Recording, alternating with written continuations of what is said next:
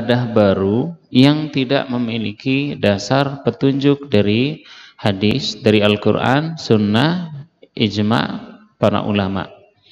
Ya, membuat ibadah baru yang tidak sesuai dengan apa yang diturunkan kepada Nabi Sallallahu Alaihi Wasallam. Contohnya menambah jumlah rakaat. Subuh 2 rakaat, lagi semangat 3 rakaat, boleh nggak? Sholat zuhur 4 rakaat, lagi males 2 rakaat. Yang penting sudah sholat. Ya. Di beberapa negara, Filipina apa Thailand ya? Filipina apa Thailand apa Myanmar? Yang mereka itu mencampur adukan antara Islam dan ajaran Buddha. Ini bid'ahnya luar biasa. Bulan Ramadan yang iktikaf di masjid para wanita. Yang sholat hanya para tokoh. Yang puasa hanya para tokoh, sesepuh. Yang lain tidak perlu puasa. Para sesepuh tokoh itu puasanya tidak sampai maghrib terbenam matahari. Ya, sehingga mereka ngerokok sore hari itu. Kalau di zaman dulu kita di Nusantara, saya dapat cerita dari masyarakat desa itu, ketika mau Idul Fitri, H-1, menjelang maghrib atau asar, mereka membatalkan puasa. Mereka membatalkan puasa. Maka ini adalah bid'ah dalam urusan ibadah yang tidak diberikan contoh, tidak berdasar. Itu berdosa. Itu yang kedua. Contoh bid'ah yang ketiga, ingkarul ihtijaj bis sunnah, mengingkari sunnah hadis Nabi sebagai hujjah, tidak berhujjah dengan hadis atau sunnah. Lebih mengedepankan akal, logika, pikiran, tradisi. Maka ini dilarang. Orang lebih bangga, lebih cinta dengan tradisi daripada dengan apa yang Allah dan Rasulnya perintahkan dan berikan petunjuk. Tradisi boleh diikuti selama tidak bertentangan dengan syariat. Al-'adah muhakkamah, tradisi, kebiasaan masyarakat, silakan mau dilakukan. Tapi jangan sampai menyelisihi syariat. Ya, maka misalnya kalau Islam mengharamkan kepada laki-laki memakai pakaian dari bahan sutra, jangan diotak-atik. Ya, kalau misal satu masyarakat terbiasa laki-lakinya pakai pakaian kain sutra, itu tradisi, harus dipertahankan. Nggak boleh, karena Islam melarang laki-laki memakai kain sutra. Ya, dan ada yang tidak mau berhujjah, menjadikan hadis sebagai landasan dalam menghalalkan, mengharamkan, atau melakukan ibadah, atau meninggalkan sesuatu. Tidak mau menjadikan hadis sunnah sebagai landasan, sebagai hakim, sebagai pemutus perkara, sebagai tidak berhujjah, tapi lebih hujahnya kepada akal, logika, atau tradisi, kebiasaan yang dipegang teguh. Maka ini juga termasuk bentuk bid'ah yang dilarang. Baik, sekarang lagi rame masalah wayang ya. Lagi rame masalah wayang. Semoga Allah jaga ya Ustaz Khalid ya, sama ulah-ulah provokator ini. Islam kok mau dilawan tuh ya. Misal suatu masyarakat terbiasa minum khamr, minuman tradisinya itu khamr, terus ada ustadz yang bilang haram, mau dilaporin. Kacau dunia persilatan ya, dikit-dikit main lapor. Baik, kita lanjut. Yang keempat, contoh bid'ah itu juga adalah bid'ah dalam bentuk ucapan yang meyakini ketika seseorang mencapai derajat tertentu maka gugur beban syariat berupa kewajiban dan larangan. Ini yang dilakukan para sufi. Ketika mencapai derajat hakikat, ma'rifat dan lain sebagainya, maka sudah tidak wajib sholat, sudah tidak wajib puasa. Kenapa? Karena dia sudah mencapai derajat tinggi sehingga tidak perlu lagi sholat. Tidak perlu lagi sholat. Ini adalah bentuk bid'ah. Merasa golongan tertentu yang mencapai derajat tertentu gugur kewajiban-kewajibannya. Ini dilarang. Seperti kelompok-kelompok sufi. Wa min hadhil bid'ah, di antara bentuk bid'ah juga adalah bid'ah hakikiyah. Menghususkan tempat tertentu sebagai atau waktu tertentu untuk melaksanakan ibadah. Seperti menghususkan sumur pohon tertentu dengan kekhususan tertentu, dengan keyakinan bisa mendatangkan manfaat, dengan keyakinan bisa menjauhkan dari madarat, ya, maka ini bentuk bid'ah. Ini masuknya ke bid'ah keyakinan. Menjadikan tempat tertentu, tempat khusus tertentu sebagai tempat yang ajaib, sebagai tempat keramat, bisa memberi manfaat, menjauhkan dari musibah madarat. Ya. Kan banyak kita dapati keyakinan-keyakinan masyarakat tertentu, misal meyakini kolam tertentu, kolam suci, kolam yang membawa keberkahan. Ya. Kalau di mana itu ada kali Goa apa mana? Gua Lawa. Saya dulu pernah ke situ, ada bapak-bapak di situ katanya airnya berkah. Nah, ini ngarang ya. Ini ngarang. Baik. Lanjut.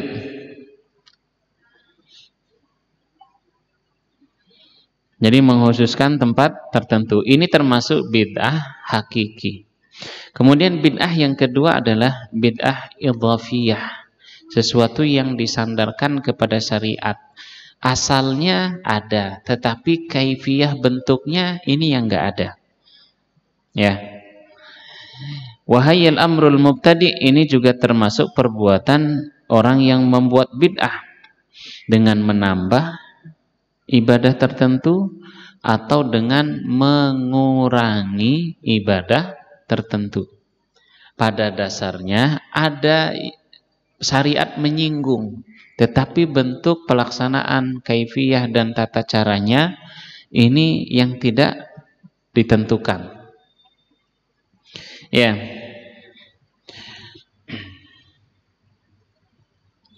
Jadi kalau bid'ah yang kedua ini adalah tidak ada pertentangan dari syariat secara sharih, secara nyata, secara jelas. Dan juga syariat tidak menyepakatinya dengan jelas, tapi samar. Ini contohnya banyak. Contoh, kita diperintahkan untuk zikir. Kita diperintahkan untuk sholat, untuk berpuasa. Nabi SAW mengerjakan sholat malam.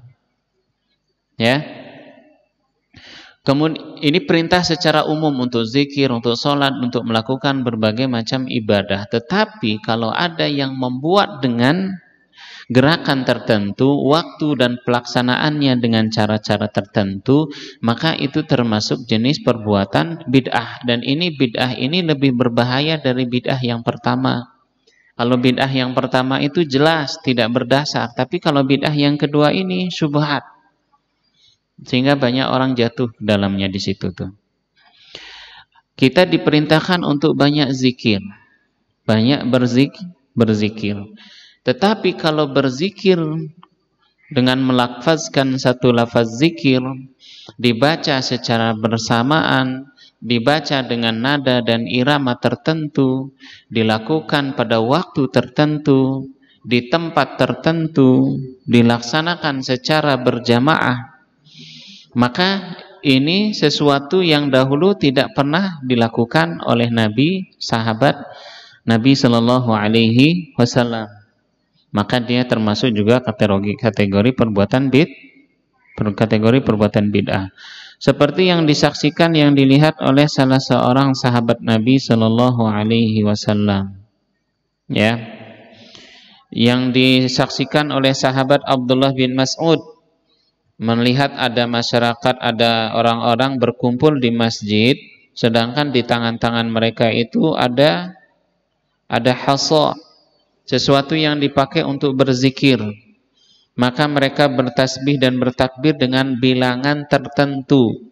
Kemudian Abdullah bin Mas'ud mengingkari perbuatan mereka yang dulu sahabat tidak pernah melakukan zikir bersama seperti itu dengan bilangan tertentu.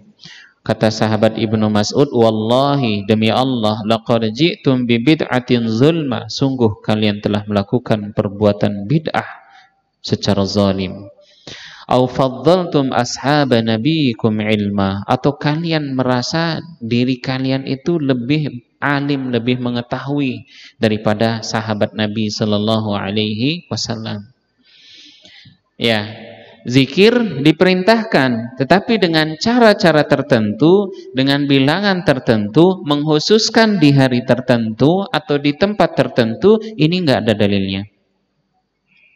Tidak ada dalilnya. Zikir adalah sesuatu yang diperintahkan, tetapi gerakan, irama, dan cara bersamaan seperti itu tidak pernah dilakukan.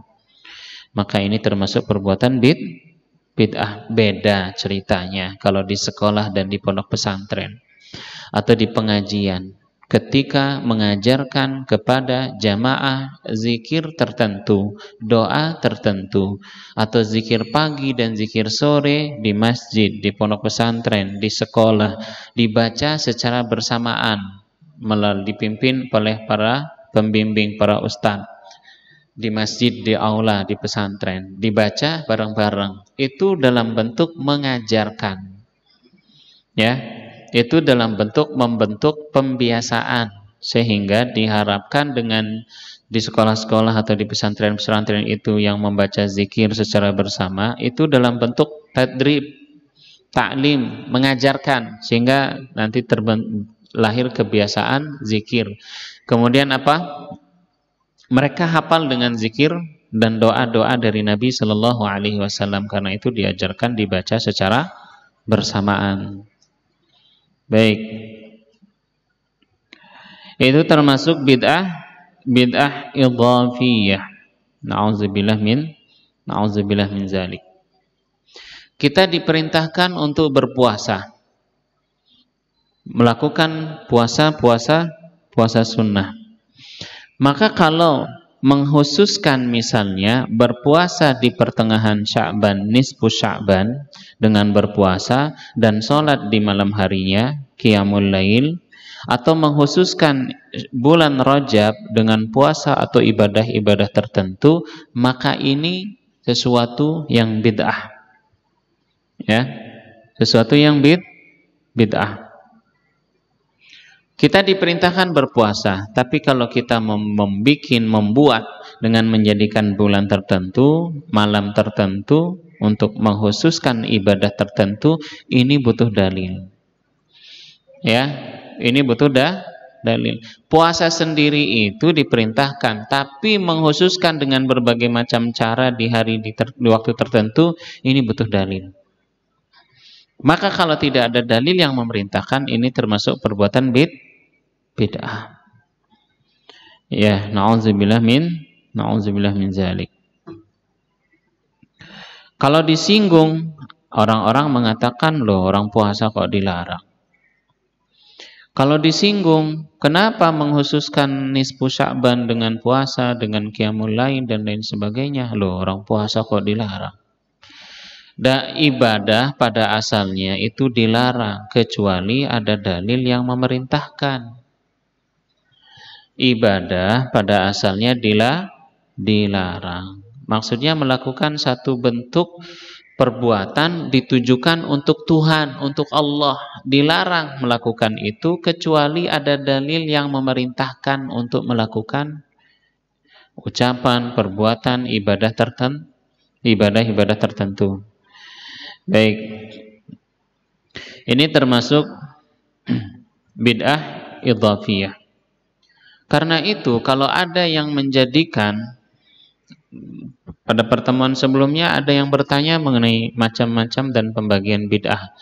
Bid'ah hasanah, bid'ah mahmudah, bid'ah mazmumah, bid'ah tercela, bid'ah dhalalah, dan berbagai macam pembagian-pembagian bid'ah.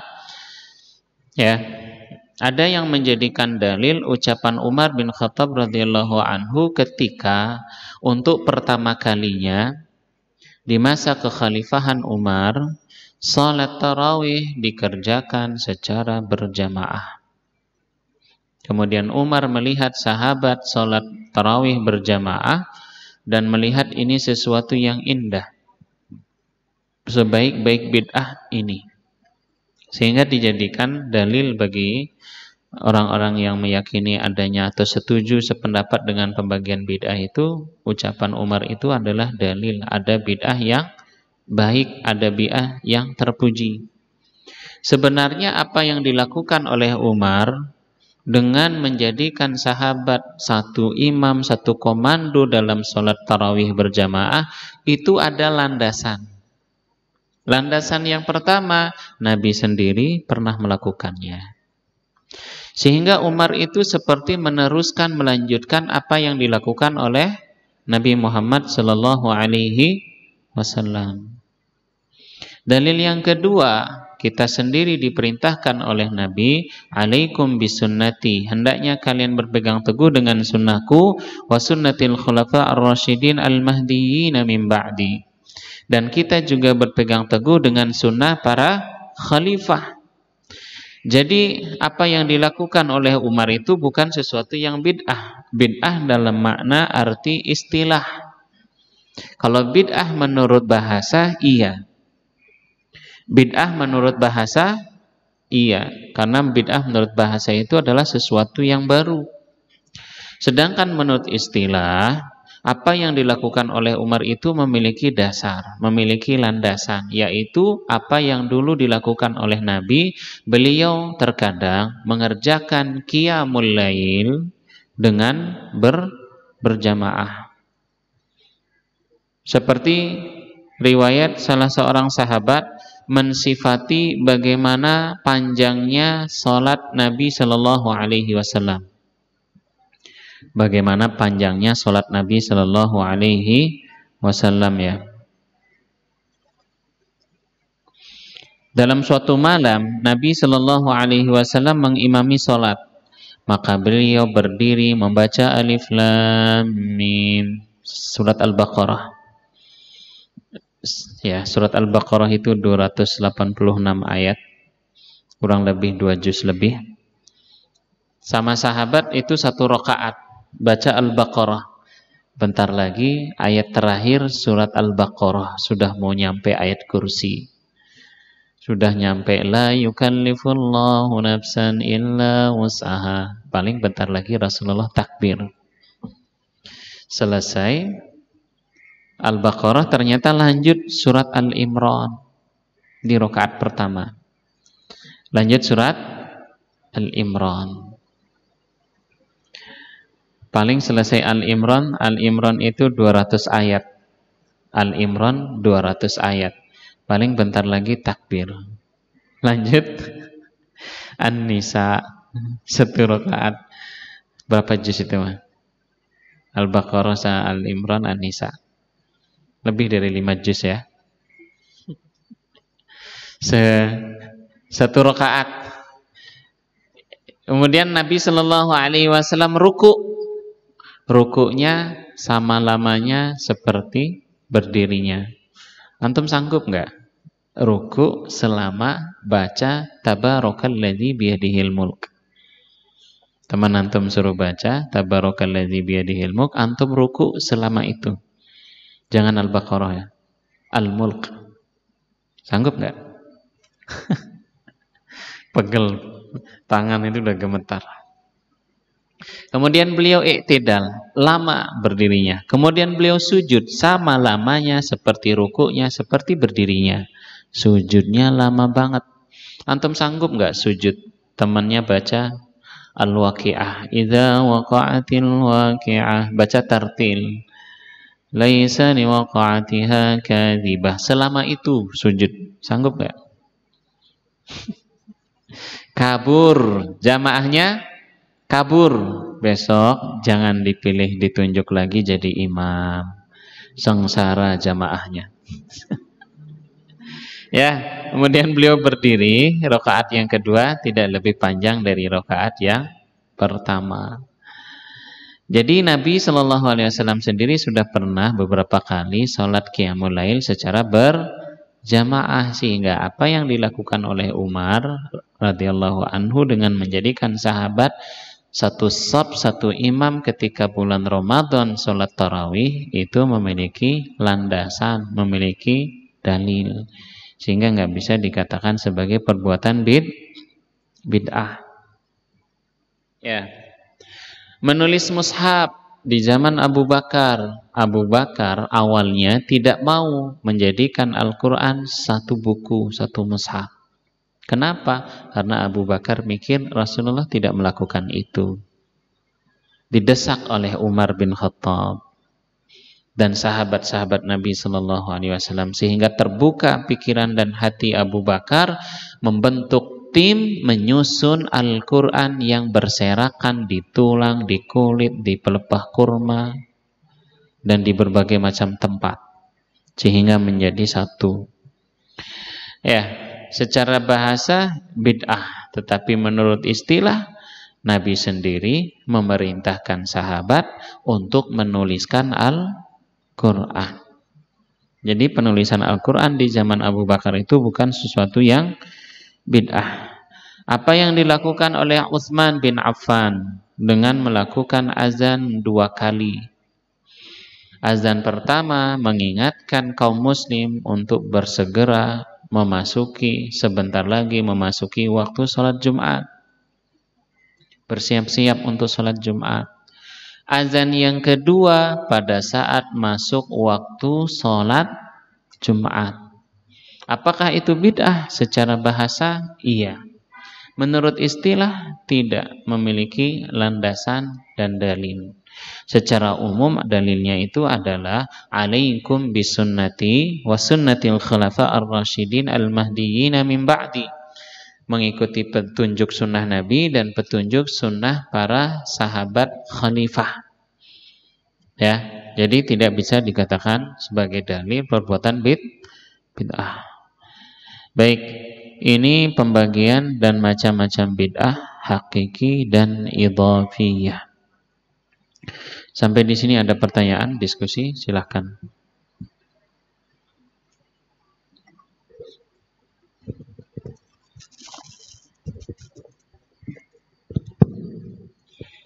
Baik, selanjutnya memasuki sesi tanya jawab. Dipersilahkan kepada jamaah yang hendak bertanya. Untuk jamaah laki-laki bisa untuk mengangkat tangan, untuk jamaah akhwat dipersilahkan untuk menulisnya di selembar kertas kemudian menjatuhkannya.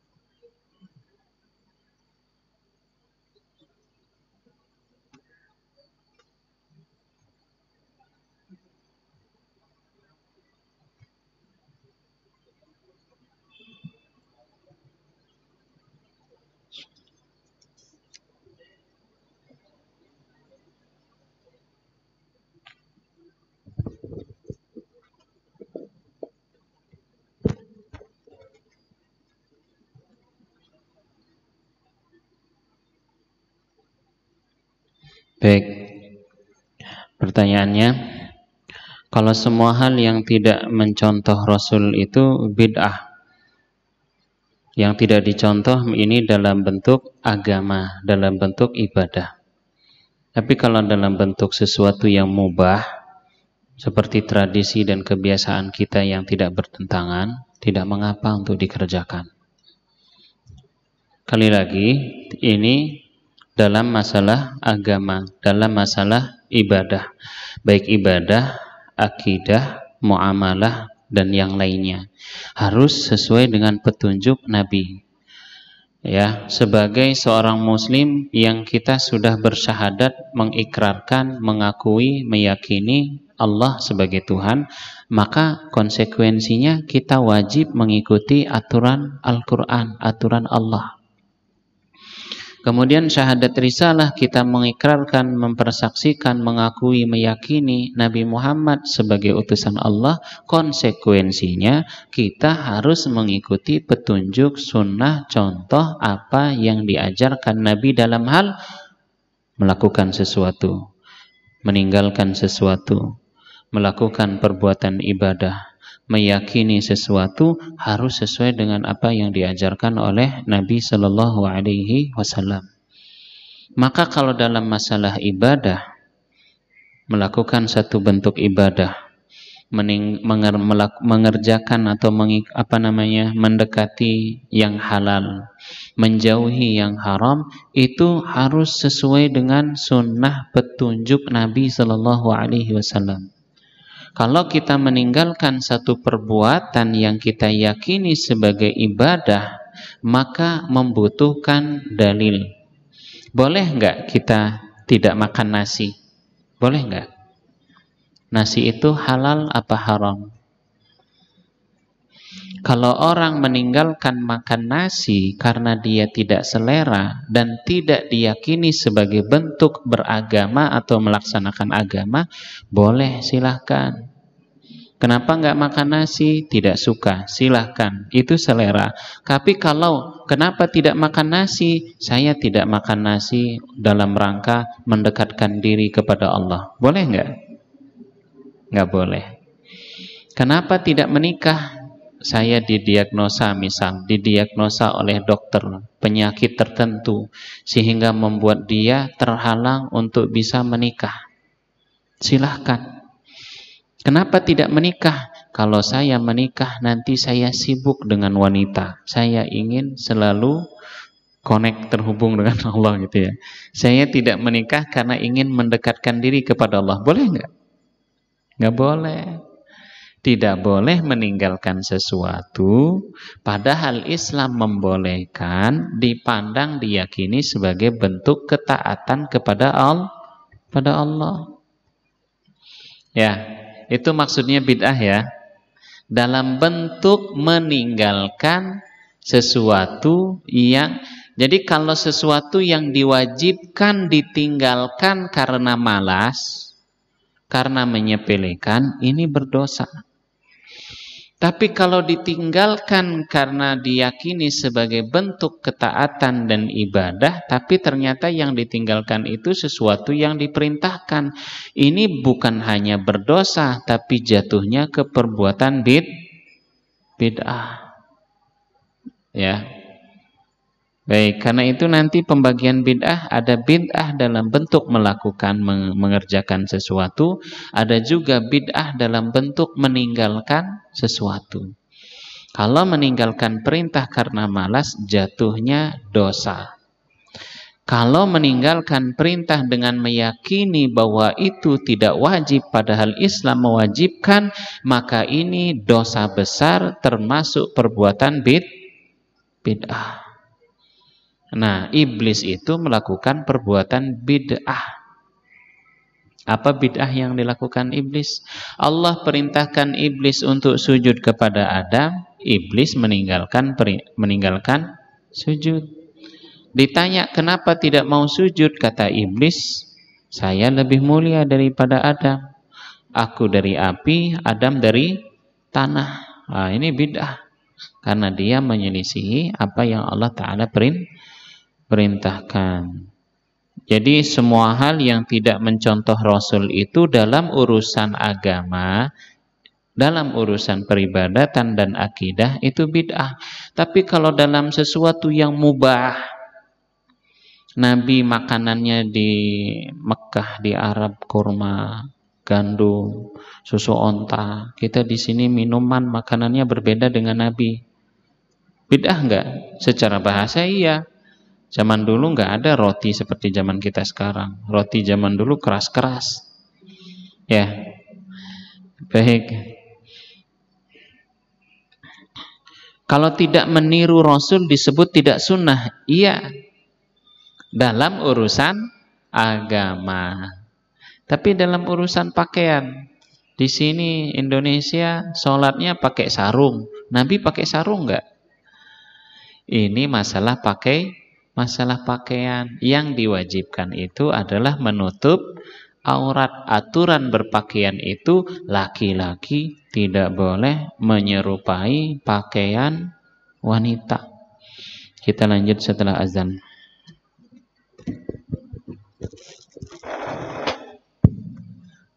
Baik, untuk sesi tanya jawab kita break terlebih dahulu. Sebelumnya, berhubung sudah memasuki waktu Isya, dipersilahkan kepada muadzin yang bertugas untuk memandangkan azan terlebih dahulu.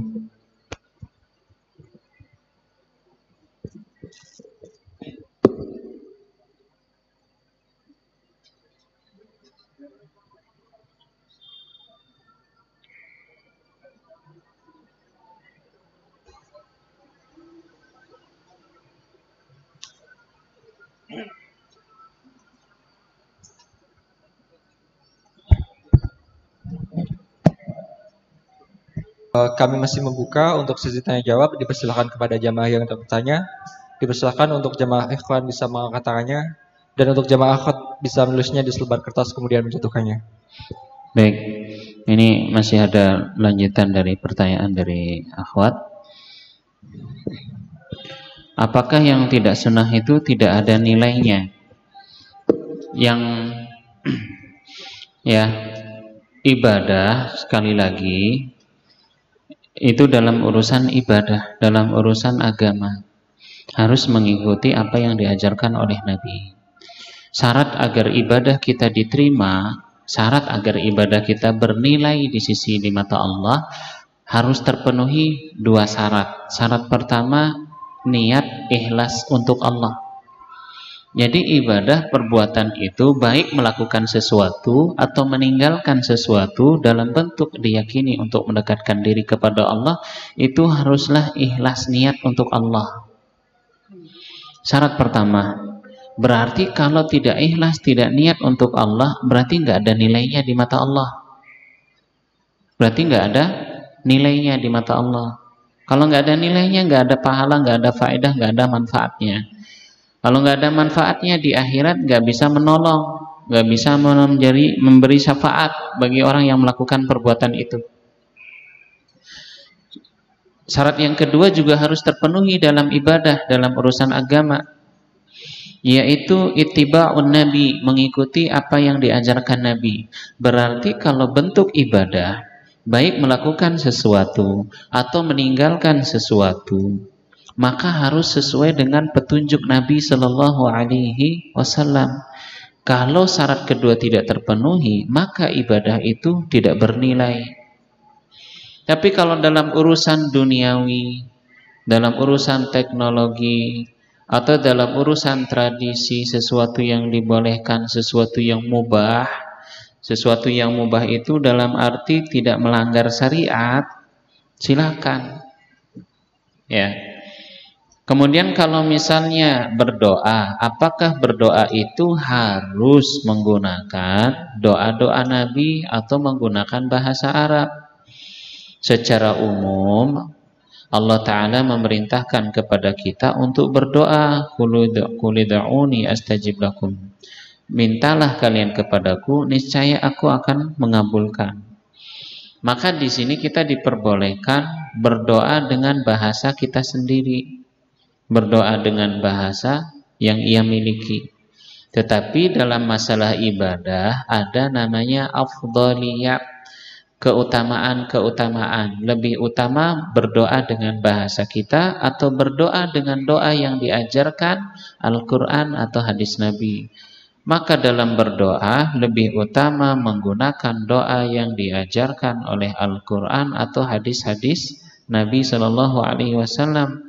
Tetapi tidak dilarang untuk berdoa dengan bahasa selain bahasa Arab, selain doa dari doa Al-Quran dan hadis Nabi Shallallahu Alaihi Wasallam. Wallahu a'lam bishawab. Ada pertanyaan lain?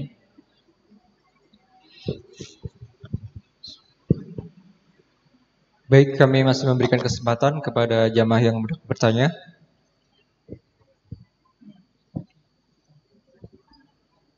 Apabila tidak ada yang hendak bertanya, kami persilakan kembali untuk Ustadz Abdul Manan kembali menyampaikan materinya. Sampai di angka berapa ini? Di angka 7. Angka 7 selesai ya? Ya apa enggak? Angka 7? Baik, sampai di angka 7 saya akhiri. Tadi kita telah bahas bid'ah hakiki yang tidak berdasar sama sekali, bid'ah hakiki yang tidak berdasar dari Al-Quran dan hadis, atau bid'ah hakiki itu dalam bentuk melanggar apa yang ditetapkan oleh agama.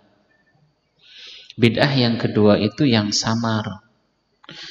Ya, ada asal yang menyinggung seperti perintah zikir, perintah puasa, tetapi dalam bentuk pelaksanaan tata cara dan kaifiyahnya dalam bentuk menambah atau mengurangi, maka ini juga termasuk bid'ah. Pembahasan bid'ah yang berikutnya adalah pembagian bid'ah berikutnya adalah bid'ah dalam hal melaksanakan atau meninggalkan. Bid'ah tarkiyah meninggalkan atau bid'ah fi'liyah melakukan.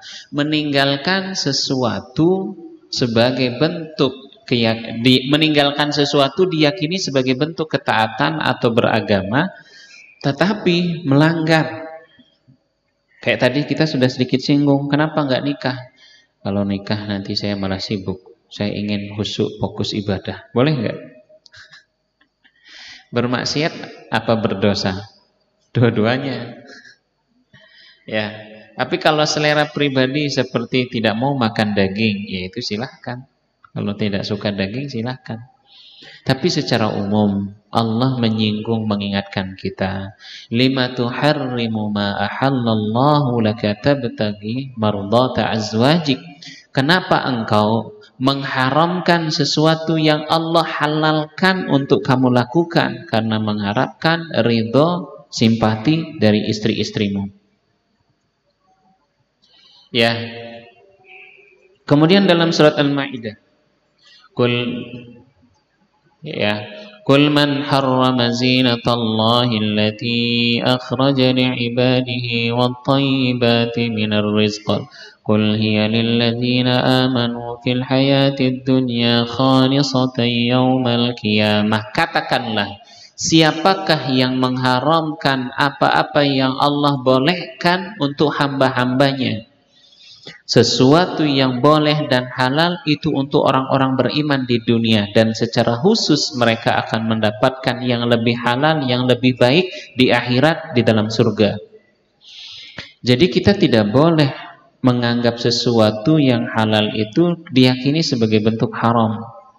Ini juga termasuk bentuk perbuatan dosa, dan itu termasuk perbuatan bid'ah. Allah menghalalkan kita sesuatu, jangan diharamkan. Ya, ini termasuk bid'ah tarkiyah, meninggalkan sesuatu yang dibolehkan, atau dalam bentuk meninggalkan sesuatu yang diperintahkan untuk dikerjakan. Meninggalkan sesuatu yang syariat sendiri memerintahkan untuk melakukan, mengerjakannya, maka ini berdosa, bermaksiat, melanggar perintah Allah Subhanahu wa ta'ala. Atau Al-Quran, hadis, Allah memerintahkan kita untuk meninggalkan sesuatu, tetapi malah kita kerjakan. Ya, balik lagi, kalau meninggalkan sesuatu yang diperintahkan karena jahil, maka dia bisa dimaafkan, tetapi dalam beberapa kasus dia tetap mendapatkan hukuman. Ya, kalau meninggalkan sesuatu karena malas dan meremehkan, jatuhnya bermaksiat, berdosa. Kenapa nggak sholat? Males, dosa. Kenapa nggak sholat? Nggak wajib, kafir. Jadi sesuai dengan niat. Innamal a'malu binniyat. Apa yang ada di hati itu akan menentukan vonis hukuman yang akan seseorang dapatkan. Ya, na'udzubillah min zalik. Itu bid'ah dalam bentuk meninggalkan sesuatu yang diperintahkan, meninggalkan sesuatu yang diperbolehkan, dengan niat ketaatan atau diyakini sebagai bentuk mendekatkan diri kepada Allah, seperti yang dilakukan oleh sahabat, aku tidak akan menikah. Yang lain mengatakan aku akan berpuasa sepanjang tahun. Boleh nggak? Nggak boleh. Aku akan malam hari aku akan sholat terus menerus, tidak akan tidur. Boleh nggak? Nggak boleh. Itu termasuk perbuatan bid'ah. Karena agama itu mudah, maka tidak boleh dipersulit. Ketika semangat beragama tinggi, maka jangan melakukan sesuatu yang sampai melanggar batasan Allah, sampai mempersulit diri, padahal agama memberikan kelonggaran, memberikan kemudahan. Maka mempersulit diri termasuk perbuatan gulu, perbuatan berlebih-lebihan dalam beragama. Sebabnya apa? Jahil, tidak mengerti syariat agama, tidak mengerti ketentuan Allah Subhanahu wa ta'ala. Baik, sudah angka 7. Terima kasih atas perhatiannya. Kita masih lanjut insyaallah dalam pembahasan bid'ah. Mohon maaf apabila ada yang kurang. Assalamualaikum warahmatullahi wabarakatuh. Waalaikumsalam warahmatullahi wabarakatuh. Syukran kepada Ustadz Abdul Manan LC yang telah menyampaikan materinya. Semoga atas apa yang telah beliau berikan dan sampaikan bisa kita resapi dan juga menambah wawasan kita semua terkait perkara bid'ah. Marilah kita tutup untuk kajian pada petang kali ini dengan